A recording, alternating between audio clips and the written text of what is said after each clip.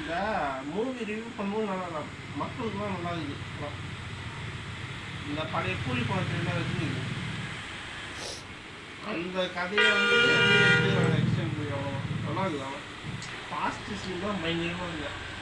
அவர் union வீட்டில் அப்படியே கொள்ளுவான். அப்படியே அவன் பையன் அந்த பையன் தான் திருப்பி வளர்ந்து ரெடியாகும்.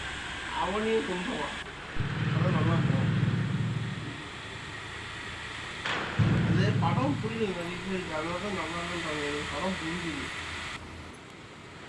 அவர் யாருக்குமா ஒய்ஃபு ரஜினிக்கு காட்டில் வெறும் ஃபோட்டோ மட்டும் தான் காமிச்சாங்க. தளபதி படத்தில் முடிச்சு நடிச்சிருப்பாரு சோபனாவா? அதுதான். ஆனால் காட்டில் வெறும் ஃபோட்டோ மட்டும்தான் வச்சு ஷூட்டிங் பண்ணியிருக்காங்க. சும்மா அந்த பாக்கெட்டில் இருக்கிற மாதிரி ஃபோட்டோக்குள்ள அதை வச்சு. அது ரஜினியோட பொண்ணு தான் இந்த ஸ்ருதிஹாசன். ஆனால் அது வந்து ஸ்ருதிஹாசனுக்கே தேவை படிச்சிருக்கோம். நிறைய படத்தை முடிச்சிருக்கோம். ரஜினியோட பொண்ணு தானே? அது கடைச்செடுக்கும் தெரியாதா? அந்த பொண்ணுக்கு தெரியாது. அவனுக்கு தெரியும். அவனுக்கு தெரியும். ரஜினி தெரியும். சத்யராஜ் எங்கள் பொண்ணுங்க நான் சொல்லுவேன். ஆமாம். எப்படி தான் நடிக்க வச்சோன்னு சொன்னால் அவனுக்கு ரஜினியானா அவனுக்கு சத்யராஜ்.